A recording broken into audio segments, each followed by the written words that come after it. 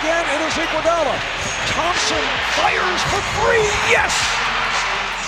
You know that Stephen Curry is the greatest shooter of all time, but there's another shooter who is probably better than him when he's hot. No, we're not talking about Damian Lillard, Ray Allen, or James Harden. Instead, we're talking about Curry's splash brother, Klay Thompson.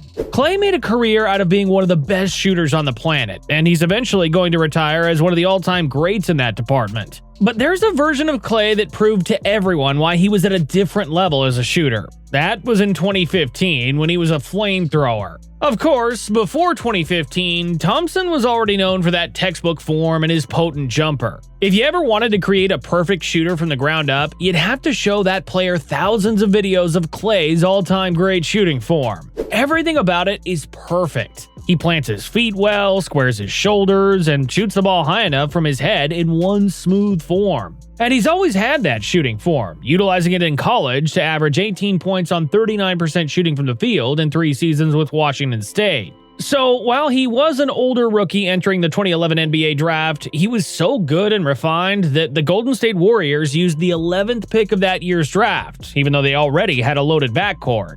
Take note that the Dubs already had Monte Ellis and Stephen Curry sharing the same backcourt, but they still took Klay with the 11th pick instead of actually going for a defensive forward or a big man.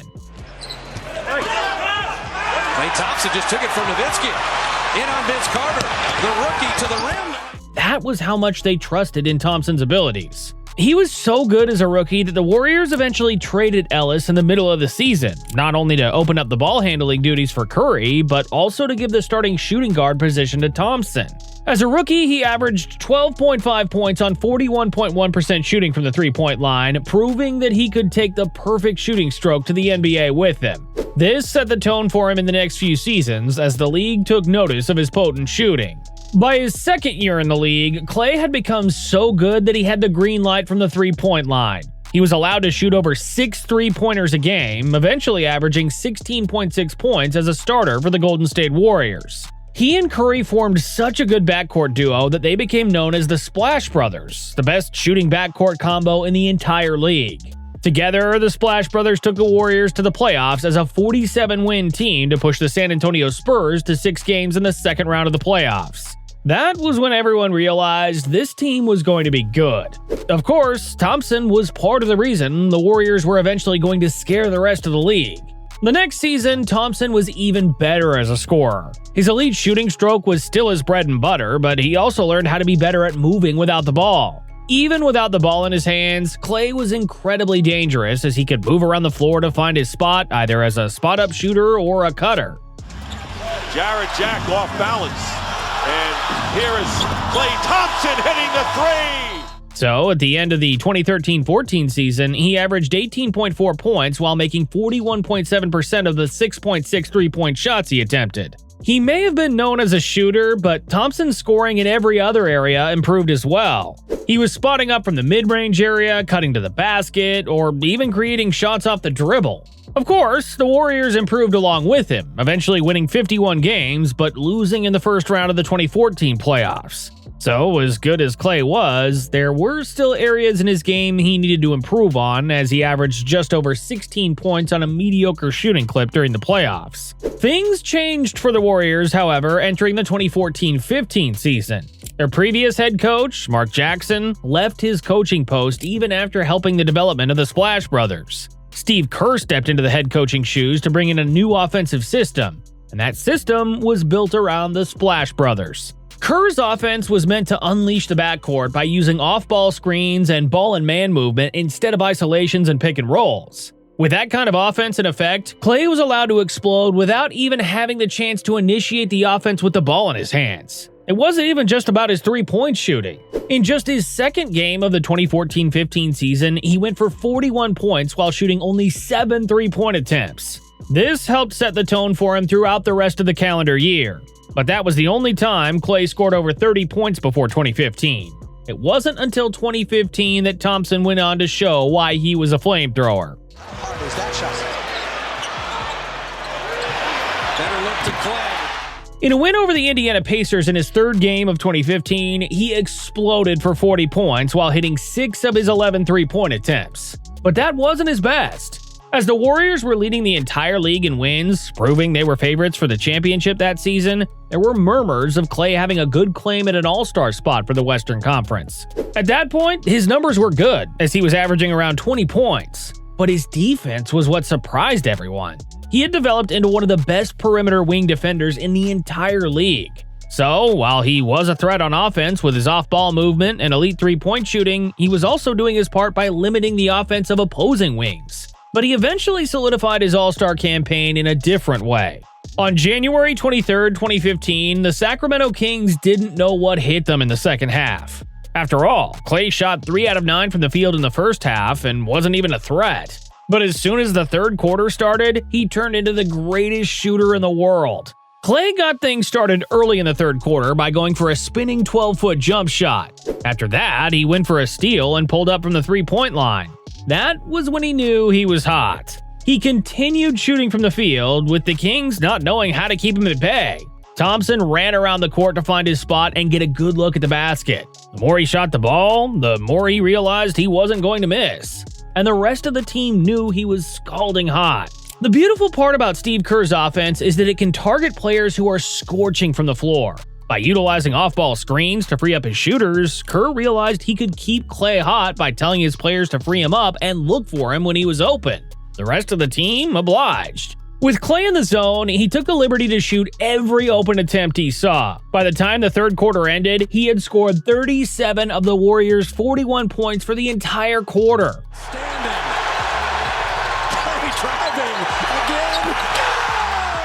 He shot 9 out of 9 from the three-point line, which was an NBA record at that time. He also tied a league record by making all 13 of his field goals that quarter. But the most impressive part was that his 37-point performance broke a record held by Carmelo Anthony, who once scored 33 points in a single quarter. But Melo didn't do it with the same efficiency and proficiency as Klay. Everything felt natural for Thompson that night, as he eventually ended that win with a new career high of 52 points, together with 11 made three-pointers. Then, in the next 2 games, he scored at least 30 points as he sealed his All-Star campaign. But going back to that 52-point performance from Thompson, that was the game that defined what kind of player he was. Everyone already knew he was one of the best shooters in the league, especially during the 2014-15 season when he was allowed to shoot more in Kerr's offense. But when he scored 37 points in one quarter without even having to isolate or create shots for himself, he made it known to the entire league his identity as arguably the best off-ball player in the league.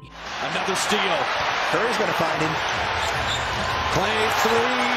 Yes!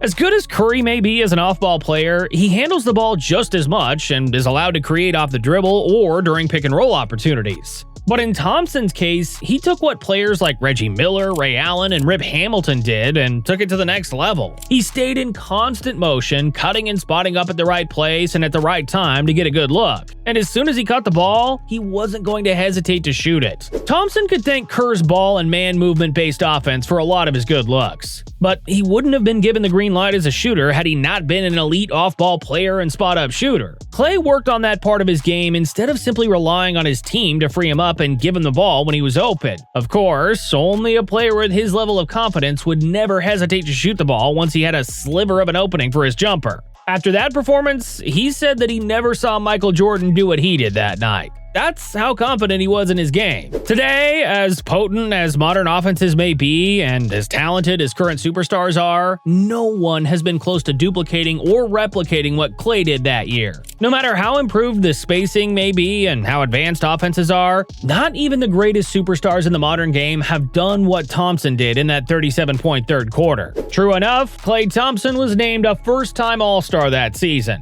He averaged 21.7 points on 46.3% shooting from the field and 43.9% from the three-point line. Pistons away right now.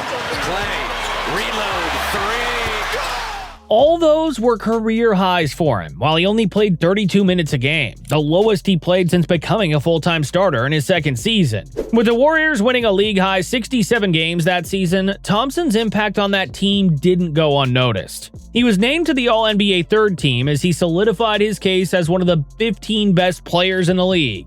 Klay continued as a flamethrower when the playoffs started. In the Warriors' 4-game sweep in the first round against the New Orleans Pelicans, he averaged 25 points while hitting 48.5% of his three-pointers. He wasn't as impressive in a defensive battle with the Memphis Grizzlies in the second round, but he was efficient with his shot. Thompson averaged 17.4 points on 44.4% shooting from the three-point line in that win over the Grizzlies. But his performance was more than enough to push the Warriors back to the Western Conference Finals after decades of basketball mediocrity. This time, however, Klay's role was different. While everyone still expected him to make his jumpers when he was open, he needed to keep in step with James Harden, who had become one of the best scorers in the league. Thompson had grown into an elite perimeter defender, but stopping someone of Harden's caliber is always easier said than done. Despite allowing the Beard to average 28.4 points in that series, Klay's defense did enough as the Warriors defeated the Rockets in 5 games to make it to the NBA Finals for the first time since 1975, the last time they won the title. Klay averaged around 18 points against the Rockets, ensuring his team saw enough production from him to make it to the championship round. Of course, that 2015 Finals against the Cleveland Cavaliers was more of a dud for Thompson, whose role was to stretch the floor and play tough defense. He only had one good game, which was a loss in Game 2, wherein he had 34 points.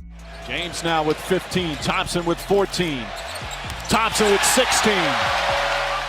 But his floor-spacing offense and ability to keep in step with opposing star players were more than enough to help the Warriors beat the Cavs in 6 games and win the 2015 championship. Averaging 18.6 points on 39% shooting from the field the entire 2015 playoff run, Klay Thompson wasn't necessarily at his best during the Warriors' postseason run. But when the team needed him, he was always there to hit his open shots or to defend the opposing team's best perimeter player. He proved himself a winner, securing the first of what eventually turned into 4 championship rings. That season defined the rest of Thompson's career as arguably the greatest pure 3-and-D player the league had ever seen. The NBA has seen its fair share of great shooters and great defenders, but it was rare for someone who could be a flamethrower on offense but also a fire extinguisher on defense. Neither Reggie Miller nor Ray Allen played the same defense Thompson did. So, in that regard, Klay redefined the 3-and-D role in the league as he carried the same role throughout the rest of his career, even after the Warriors acquired Kevin Durant in 2016.